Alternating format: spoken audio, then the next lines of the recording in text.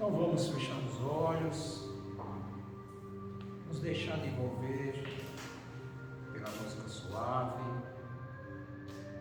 procurando um silêncio interior, buscando sintonia e frequência da luz, da paz, do amor, dos mensageiros do bem que aqui se encontram, possibilitando um recomeço, uma nova etapa, fazendo com que essa instituição fisicamente cumpra o seu papel ao qual foi fundada, e que nesse momento de alegria, onde os mensageiros de luz aqui se encontram, que seja possível a transmutação energética, a transfusão fluídica, e que cada um de nós possa se fortalecer, se amparar no conhecimento que liberta, a presença meiga e serena do nosso Mestre Jesus, governador planetário, que veio nos apresentar a vida verdadeira, e o Criador, nosso Pai, a quem agradecemos por esse momento, por essa oportunidade, pela bênção da reencarnação que nos possibilita corrigir a rota, os caminhos e buscarmos trilhar pela senda de progresso, de evolução, de luz. E nessa atmosfera, com gratidão, vamos iniciar a nossa reunião, o nosso encontro nesta noite. Que assim seja, graças a Deus.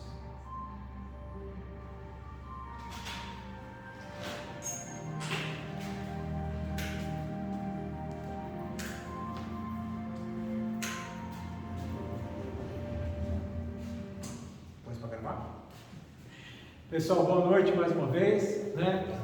Então, o tema de hoje é prevenção do suicídio. No mês que vem, em setembro, começa aí uma campanha, né, que já acontece a nível nacional. E para a gente poder prevenir algo, a gente precisa saber as causas, né, e o porquê dessa situação. Senão a gente não consegue prevenir nada. E tinha um dito popular antigo, né, que dizia assim: um homem prevenido vale por dois, né? Então a gente substitui hoje o homem, porque senão aí vão falar, mas e a mulher? Não, então a gente substitui. Aí ficaria um ser prevenido vale por dois. Por quê? Porque ele está prevenido, ele já veio preparado para aquela circunstância, né? E por que a doutrina espírita, ou, né, o espiritismo de uma certa forma, vem nos prevenir, né, sobre o suicídio? E aí a gente tem que consultar a base e toda a referência que nos é transmitida, por quê? Pela própria espiritualidade. E na questão, se eu não me engano, é 799 do Livro dos Espíritos, ou 699, depois vocês me corrigem se eu estiver errado, mas é sobre a lei de progresso, é sobre a lei de progresso. E o Kardec pergunta como o espiritismo poderia colaborar, né, com a lei de progresso. E a resposta, ela é maravilhosa, só o início dela: destruindo o materialismo. E a gente precisa até entender essa resposta, né? Porque como é que eu vou destruir algo criado por Deus? Não existe destruição do materialismo, até porque quando a gente vai estudar e ver os elementos gerais do universo é composto por 3 elementos: espírito, matéria e Deus. Então não tem como você destruir matéria, isso é uma grande ilusão. Mas o que a espiritualidade coloca para nós, né, é muito mais profundo do que tudo isso. É simplesmente destruir o seu apego, né, destruir a sua ideia de que a vida é somente a vida material. Então essa é a proposta que a doutrina traz para todo mundo. E lá no passado, quando Jesus esteve aqui, né, que ele veio nos apresentar o Criador, Deus, nosso Pai, ele disse para a gente que, conhecendo a verdade seria, né, o único e talvez o próximo e o melhor caminho a ser percorrido, que é conhecimento de verdade liberta você. Liberta você de quem? De você mesmo. E o que mais gera sofrimento na humanidade, é o quê? É a ignorância, é o não saber.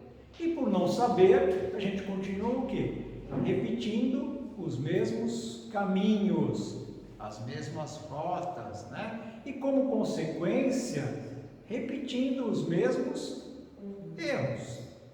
Isso é uma sequência até que a gente tome consciência de que o caminho é errado. E a partir do momento que você toma consciência de que o caminho é errado, a gente pode buscar um novo caminho. Então, o que leva uma pessoa, um ser, a chegar à loucura de cometer, né, um suicídio, de interromper a existência física, de interromper a vida? Isso não acontece no estalo de dedos ou de uma hora para outra, né? É a mesma coisa. O copo se torna cheio, né, por várias e várias gotas, né? Você vai colocando gotas, e o copo vai enchendo, até que uma hora faz o quê? Transborda. Você vai sedimentando, até que uma hora não cabe mais, né? Então, uma pessoa, para chegar a esse ponto, é uma série de fatores, e não um único ponto. E quais seriam essas séries de fatores? Você imagina uma pessoa que começa a se decepcionar, a se frustrar. E isso vai acontecendo o tempo todo. Essa decepção e essa frustração geram um sentimento de alegria ou de tristeza? Tristeza, é óbvio, né? A pessoa se sente triste. E aí o acúmulo das tristezas chega num ponto que ela entra onde? No desespero. Ela não aguenta mais, não tem mais força para resistir. Aí ela acredita na cabeça dela que ela precisa dar um fim naquele sofrimento, naquela dor, né? Na cabeça dela é interromper, acabar com o sofrimento. Aí ela busca uma solução imediata, pensando que uma vez que eu termino com a existência física, com a vida, eu termino com o sofrimento. Mas isso é uma grande ilusão. Então, para a gente desconstruir essa ideia da decepção e da frustração, decepção e frustração. Por que eu fico frustrado? Porque eu coloco uma expectativa em algo, em alguém, numa determinada circunstância, numa determinada situação, numa determinada posição. E como aquilo não me acontece, me gera uma frustração. E a decepção é da mesma forma. Por que eu me decepciono? Porque eu crio uma expectativa em cima de alguém. Eu jogo a minha expectativa em cima de alguém. E esse alguém não age de acordo com essa expectativa. Aí gera uma decepção. E aí eu acredito que aquelas pessoas são ingratas, não é assim? Quando eu me decepciono com alguém, isso é porque eu acredito que aquela pessoa está sendo ingrata. E aí esse sentimento de ingratidão me gera uma tristeza. E essa tristeza acumulada vai acontecer o quê? Vai gerar de novo, né, um sofrimento, e esse sofrimento acumulado vai chegar num ponto que eu não sei mais lidar com ele. Então são pontos para a gente observar. E aí a doutrina espírita vem o quê? Se contrapor a tudo isso. Qual seria para nós a referência para a gente ser feliz? Olha só, isso é uma questão que está lá no Livro dos Espíritos. Referência para ser feliz. O que seria bom num ponto de equilíbrio para todo mundo? Tem uma resposta fantástica, que ele fala: para a vida material, a posse do necessário. Para a vida material, a posse do necessário. E para a vida moral, ou a vida espiritual, a fé no futuro. A fé no futuro. E a consciência da lei divina. Você está em concordância com a lei divina. 2 pontos. Opa, caiu aqui. 2 pontos fundamentais para a gente entender. Primeiro, aonde está escrita a lei de Deus? Na consciência do homem, na consciência do ser. Então, se ela está escrita na consciência, e se eu não tenho consciência, automaticamente eu não conheço a lei. Se eu não conheço a lei, eu estou distante da lei. E para falar em fé no futuro, a gente precisa separar fé de crença. Crença é aquilo que nós acreditamos, que muitas vezes não tem consistência e não é real nem verdadeiro, então se perde, né? Por si só não se sustenta. Você acredita até que se mostre o contrário. Então Kardec vem e coloca para a gente o seguinte, que fé verdadeira é somente aquela que pode encarar a razão face a face em qualquer época da natureza. Então, para que eu possa ter essa fé verdadeira, eu preciso buscar o quê? Conhecimento, entendimento, compreensão, porque eu vou ter o quê? Base sólida. Ele fala de fé no futuro, fé no futuro. Então, aquela pessoa que está sofrendo demasiadamente, ela tem fé no futuro? Fé no futuro não existe. Para ela o que existe é aquele único momento, e ela quer simplesmente interromper. Como ela não pensa e não acredita em sequência, então ela acredita que aqui o melhor é o quê? Acaba com tudo isso. Mas porque o conhecimento espírita, ele é um antídoto para esse veneno. Ele é um antídoto. Então ele vem como uma profilaxia contra o veneno. Então tudo aquilo que é material, que é o nosso grande erro, ele é para o nosso uso fruto, somente. Nós somos usuários, mas não nos pertence, não nos pertence. Então nós usamos e com um determinado tempo deixamos e caminhamos, porque nós não somos, nós estamos. Aí que é a grande diferença. Então, quando eu tenho um pensamento contrário a tudo isso, qualquer coisa que me afete materialmente me causa um grande transtorno, um grande sofrimento. Então, qual é o contrário do material?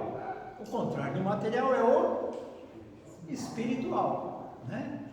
E a grande dificuldade é querer resolver os problemas com atitudes materiais, sendo que quem está sofrendo não é a matéria, quem sofre é o espírito, é o ser, mas por incompreensão de vida, ele acredita que só vai solucionar as coisas através de algo material. E aí, quando você está com sede e você fica tomando água do mar, vai matar a sua sede? Não vai, ao contrário, porque aquela água é uma água salgada, né? Ele precisa de algo contrário para matar essa ansiedade, essa sede, e isso só acontece com conhecimento de vida espiritual.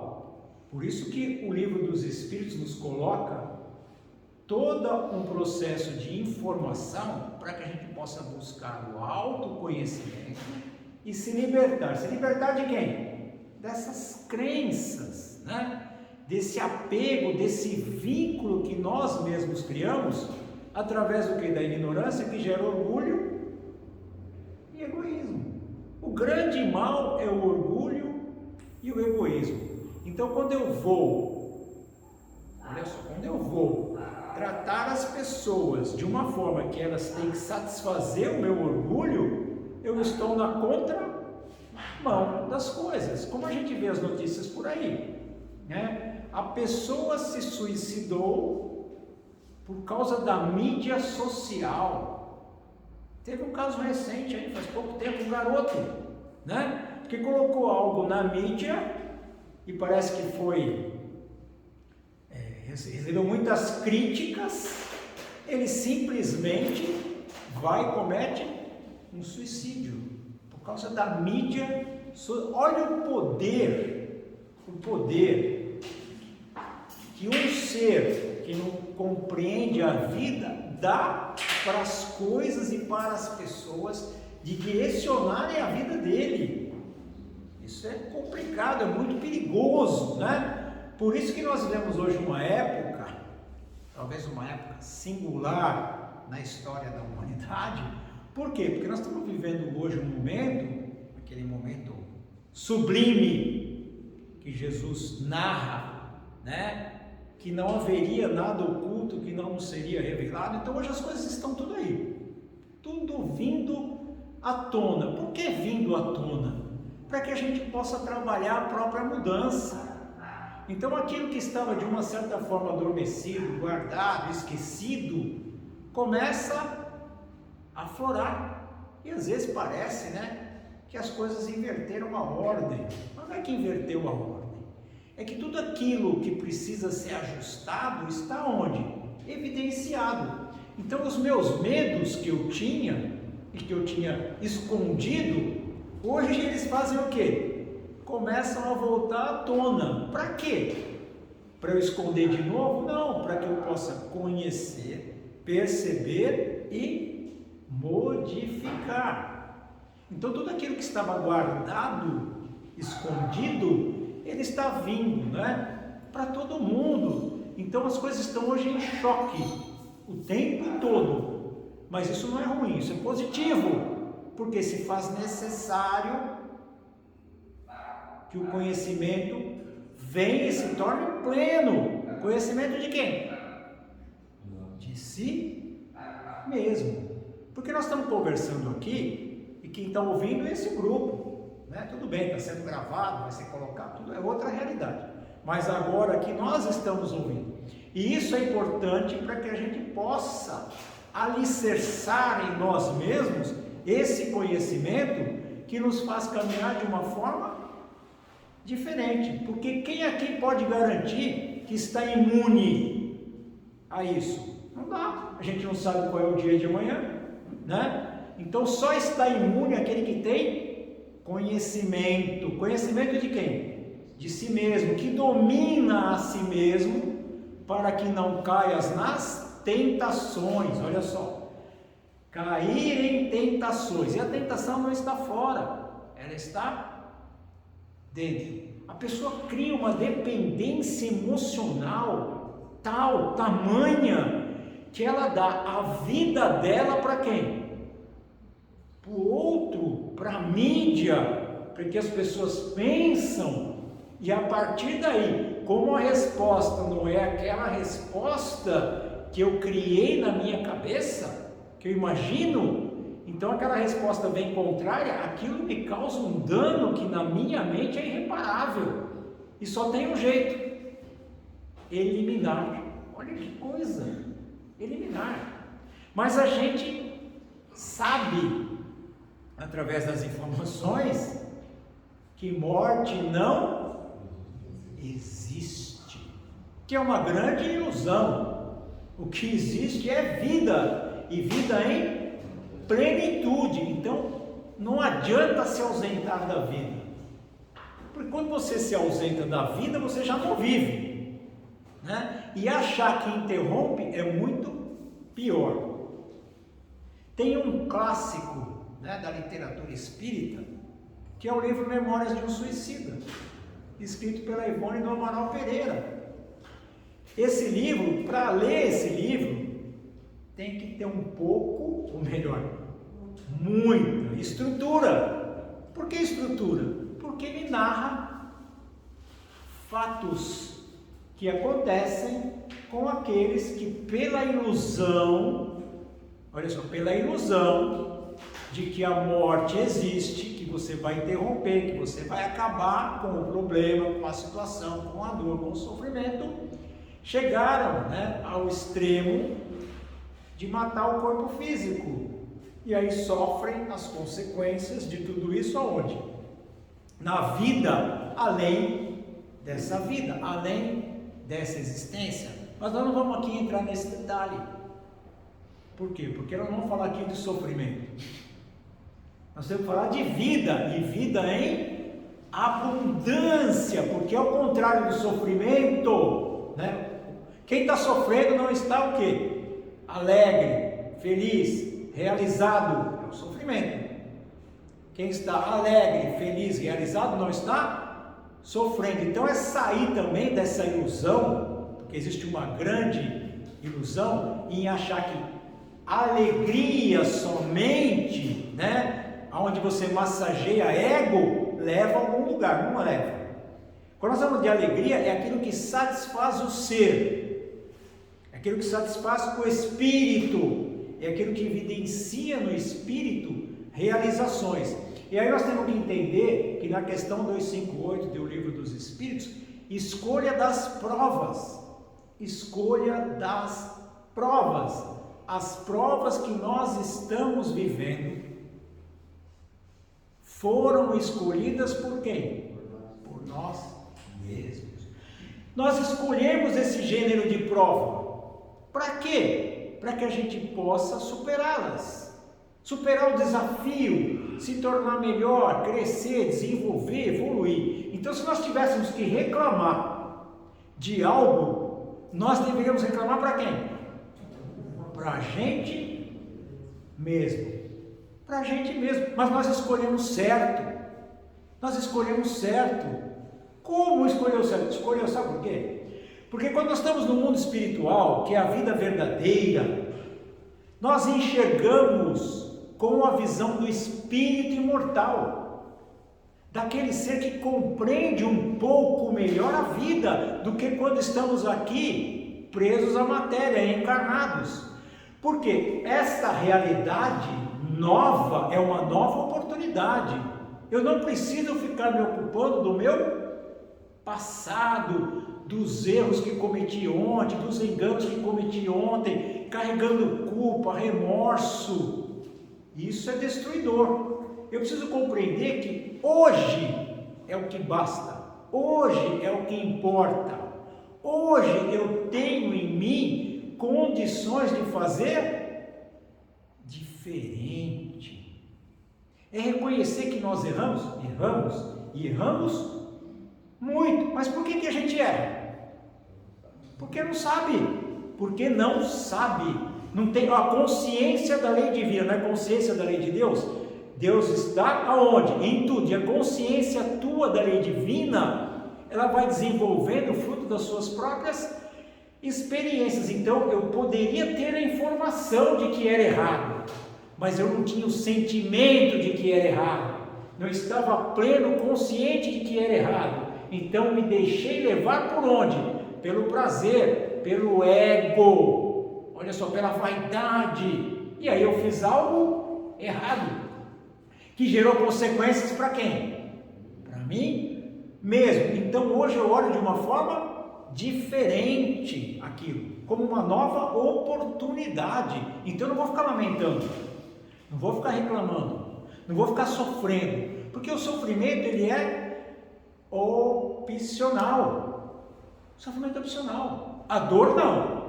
A dor é necessária, mas o sofrimento é opcional. Por quê? Porque quando eu tenho compreensão da necessidade da dor, eu não sofro da mesma forma. Eu começo a enxergar objetivos diferentes. Eu começo a ter uma visão mais plena de futuro, de realidade.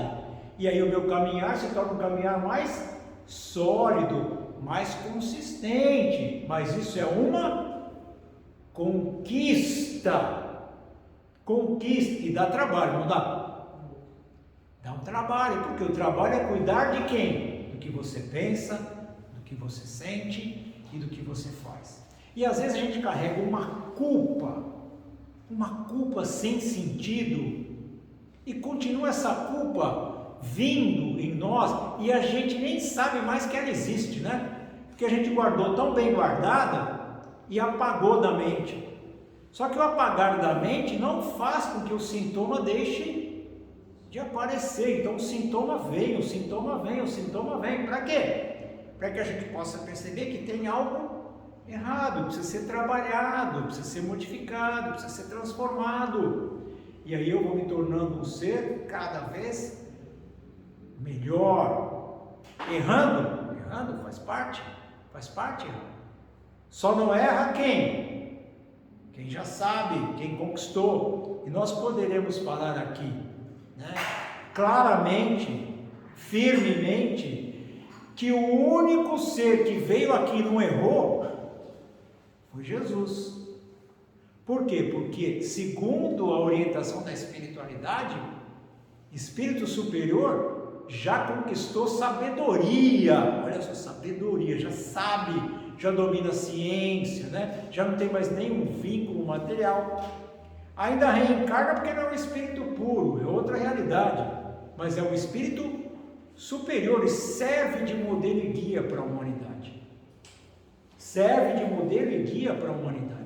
E em uma de suas passagens, talvez uma das mais esplêndidas, né? Que é o julgamento da mulher adúltera, que ia ser apedrejada, que era aquela lei lá, ele diz: quem estiver sem pecado, que atire a primeira pedra. O que ele quis dizer? Quem tiver isento de nenhum erro tem autoridade para fazer. Ninguém teve autoridade para fazer. Então ele está mostrando para a gente o seguinte: que nós somos seres passíveis de erro, mas não é para ficar persistindo aonde? No erro, é para buscar o acerto. A nossa vida melhora a partir do momento que nós mudamos a rota, corrigimos o curso, nada mais do que isso. Não vamos mais dar poder de destruição para as pessoas, para as coisas. Eu estou destruído porque roubaram o meu carro. Eu estou destruído porque a minha namorada foi embora. Eu estou destruído porque o grande amor da minha vida partiu. Então você nunca se amou. Você nunca se ocupou de você. Você nunca entendeu que você é um ser divino, de luz, e você deu todo o poder da sua vida a alguém, né? É aquela música que os românticos gostam muito, do Djavan, né? Como se Deus fosse um ser inútil, né? Deus me criou e deu para quem? Para você. Olha que coisa absurda. Então Deus cria um ser e dá para outro, aí você vira um fantoche de alguém, alguém faz com você o que ele quiser. Isso é uma coisa pequena demais, né? Imagine, então tem gente que não entende o valor que ela tem, não entende o poder que ela tem, não percebe que ela foi criada à imagem e semelhança de quem? De Deus. E ela tem e necessita de conhecer a si mesma e modificar. Você só vai ser feliz quando você realmente se conhecer. Quando você realmente se respeitar, não se violentar, não quiser agradar mais ninguém.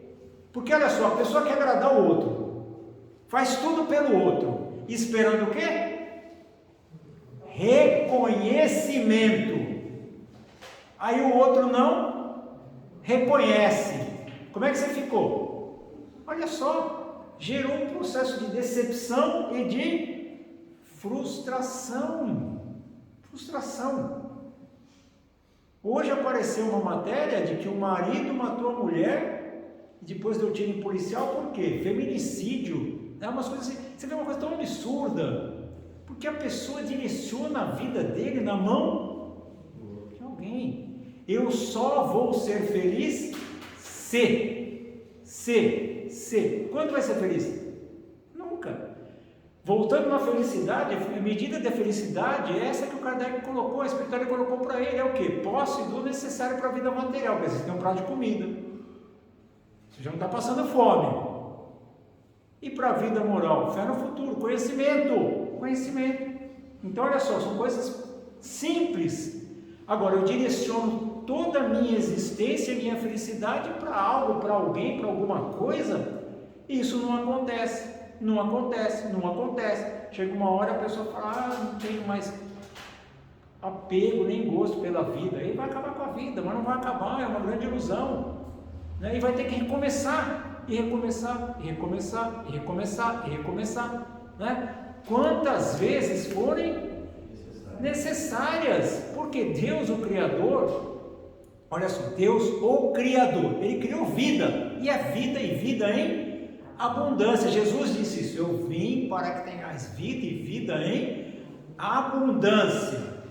Então é vida em abundância. Enquanto eu não aprendo a ter vida e vida em abundância, eu vou reencarnando, desencarnando, caindo, levantando, né? Aprendendo até eu conseguir entender isso e começar a viver de uma forma diferente. Então o poder de transformação de tudo está onde? Nas nossas mãos. Está na gente, está em nós. O poder de transformar tudo está na sua mão. Se você não é feliz, comece a compreender o porquê de você não é feliz. Quais os mecanismos que você usou até hoje para continuar frustrado, decepcionado, triste, acabrunhado, né? Para chegar em processos dolorosos. Comece a fazer um exame de consciência. Qual é a causa? O porquê disso tudo? E a partir daí, modifique-se, transforme-se, se torne um ser melhor. Busque o recurso fantástico, maravilhoso da oração. Oração é ação, ser proativo, né? Não é se ajoelhar e ficar de mão posta, lamentando a Deus, não é isso não é oração, não é. Oração é ação, é você se conectar com a energia criadora do universo que está onde? Em você. É por isso que é uma viagem interior, é de encontro consigo mesmo, é buscar força, recurso, para modificar tudo, e o resultado vem, mas ele vem da mesma maneira, sem saltos, né? Esse imediatismo não leva a nada. Esse momento que nós estamos vendo é um momento assim, né? Todo mundo quer tudo para ontem, gerou uma ansiedade, uma coisa. Aí pensa bem, para e pensa. Ansiedade, né? O ansioso quer viver o futuro agora, ele não quer viver o futuro, né? Então, o que é o futuro? O que é o futuro? O futuro na realidade não existe, é uma grande ilusão. Porque o que existe? Existe é o presente, existe agora. É o agora que existe, é esse momento. Porque amanhã essa hora vai ser presente, daqui a um ano essa hora vai ser presente, é sempre presente. Mas esse imaginar futuro e querer viver o futuro descompensa e gera o que? Ansiedade. E a ansiedade gera o que? Medo, dúvida, incompreensão. De novo, olha quantas coisas vai levar de novo a sofrimento. Então viva hoje, porque o amanhã é o reflexo do que? Do hoje. E Jesus coloca para nós: olhai os lírios no campo. Apesar de a gente não ter nem campo para ver lírio aqui, né? Mas observe a natureza, observe, olhe os pássaros no céu, observe a vida, né? Deus fantástico, maravilhoso. Se Deus faz isso com eles, imagina conosco. Mas Deus não vai agir por nós, é outro erro, achar que Deus vai agir. Não, Deus nos oferece a oportunidade de ação o tempo todo, de fazer de forma diferente o tempo todo, e depende única e exclusivamente de quem? De nós. E como é que eu vou ajudar uma pessoa triste, acabrunhada, né? Decepcionada? Como eu vou ajudar? Existem formas de ajudar. E o primeiro ponto, nunca dê a sua opinião. Porque você está num momento totalmente diferente daquele momento. A pessoa não está no seu momento. Ela não está enxergando o que você está enxergando. Ela não está conseguindo discernir. Ela não tem compreensão. Então não adianta você querer apontar para ela caminhos que ela não consegue no momento. Mas nesse momento, dê acolhimento. Escute, prepare o ouvido para ouvir. Sem crítica, sem julgamento. Pode ser uma coisa simples para você, mas para ela é algo tão grandioso. Então, e deixa ela para onde? Para fora. Deixa ela ir pondo para fora. Dê o seu ombro e o seu ouvido, acolha. Aí depois que passar isso, é o momento de você o quê? Conversar, abrir o coração e expor para ela coisas que façam ela pensar de forma diferente, né? É conversando, é dialogando, sem impor. Expor não é impor, é propor. Propor é uma coisa, impor é outra. Então nós podemos ser agentes desse bem maravilhoso de ajudar as pessoas, sendo um ser melhor, sem crítica, sem julgamento. Ah, mas a pessoa fez tudo errado, na sua visão, na sua cabeça, na sua forma de ser. Ela não fez nada errado, ela fez aquilo que para ela era o melhor, o certo, pronto. Sem crítica, sem julgamento, sem condenação. E aí eu começo a ajudar essa pessoa também a ser um ser melhor. Como? Levando para ela aquilo que eu tenho de melhor. E às vezes o meu melhor é só o quê? Simplesmente me colocar ao lado. Sem dar receita, né? Porque a gente gosta muito de dar receita, não gosta? A pessoa gosta de dar receita, como se ela fosse o conhecimento pleno, sabe tudo. Não, a gente não sabe nada, porque cada pessoa é um ser em construção. Um ser, então, prevenir qualquer ato contrário à vida requer somente conhecimento da vida. Conhecimento da vida. E não se colocar nunca como exemplo, né? Não, porque eu fiz assim, porque eu fiz assado, né? Então você está o quê? Se colocando numa condição de superioridade, olha só. Aí não leva a nada, a pessoa já está totalmente para baixo, não vai ajudar. Então ajudar precisa saber. Então busque o conhecimento que te liberta. Olha só, conhecimento que te liberta. Então conhece-te a ti mesmo. Aí você vai ser muito mais prevenido, não vai cair nas armadilhas que você mesmo criou, porque você vai saber onde está a armadilha. Você vai saber, e você não vai mais cair nas armadilhas que você criou. Você vai desconstruir essas armadilhas. Você vai se tornar um ser mais iluminado. Olha só, mais iluminado. Fé no futuro. Eu sei que o meu futuro é melhor, porque eu estou me tornando um ser melhor. E quando eu voltar para o mundo espiritual, eu quero voltar melhor do que quando eu vim para cá. Porque eu vim para cá para aprender a me conhecer, cuidar de mim, ser um ser melhor, mais iluminado. E melhorar o ambiente onde eu vivo, o ambiente onde eu estou, o ambiente do meu trabalho. Eu vou melhorar todos os ambientes. Quando? Quando eu me tornar um ser melhor. E a partir daí, eu vou ajudar o meu irmão a se prevenir de quem? Das próprias armadilhas que ele mesmo criou. Para quem? Para ele mesmo. Evidenciando os valores da alma. Sabe aquela que Jesus disse? Os ladrões não roubam. A traça não. Valores da alma. É isso que nós precisamos começar a evidenciar. E isso nos vai fazer viver com abundância a vida. Viver com abundância a vida. E levar essa abundância aonde nós estivermos. Porque a abundância do Espírito não é da matéria. A matéria é transitória, passageira, é veículo de manifestação, veículo sublime que Deus nos oferece para usarmos até o limite e nos tornarmos cada vez mais experientes e melhores. Então, se aquela pessoa naquele momento está vivendo um problema de dor no corpo físico, é transmitir para ela que ela é um espírito imortal, vivendo uma experiência material. Mas não é só falando, é demonstrando o nosso próprio desapego às coisas e não simplesmente lamentando também.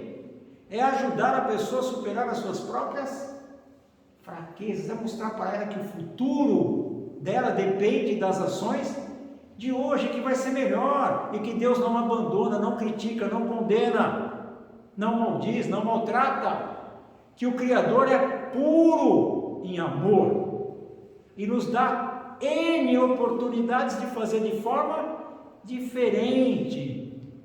É luz no fim do túnel, é perceber que tudo passa como tudo passou. Tudo passou na vida de todo mundo, até aquele ser que está sofrendo, teve situações na vida que foram positivas também, e que também passaram, e aquilo que é negativo também vai passar. Então, fé verdadeira é somente aquela que pode encarar a razão face a face, em qualquer época da natureza. Isso nos dá consistência, firmeza. E quando você passa essa certeza, essa firmeza, você está ajudando e ajudando muito, muito. Então nós precisamos trabalhar pelo bem, sermos um agente do bem e prevenir qualquer mal através de uma ação positiva, de uma ação amorosa. E o espírita, que se diz espírita, é o momento dele se mostrar. É esse momento, porque se é considerado trabalhador da última hora, qual que é a última hora? Você sabe qual que é a sua última hora? Você não sabe. A sua última hora é agora. Agora é o momento de nós nos posicionarmos como pessoas do bem e fazer o bem que o bem nos faz. Hoje é um dia maravilhoso, porque nós reabrimos a instituição às terças-feiras, aonde o número de pessoas era muito maior, que estava fechada desde março do ano passado. É um momento mágico, maravilhoso, para a gente se fortalecer cada vez mais e perceber a importância do conhecimento espírita, a verdade que liberta, porque nos dá condições de viver em plenitude e levar a vida em abundância aonde estivermos e com quem estivermos, sendo agentes, agentes que vão fazer a grande diferença no meio daqueles que sofrem, que estão decepcionados. Essa era a mensagem de hoje, e que possamos todos estarmos em paz. Que assim seja.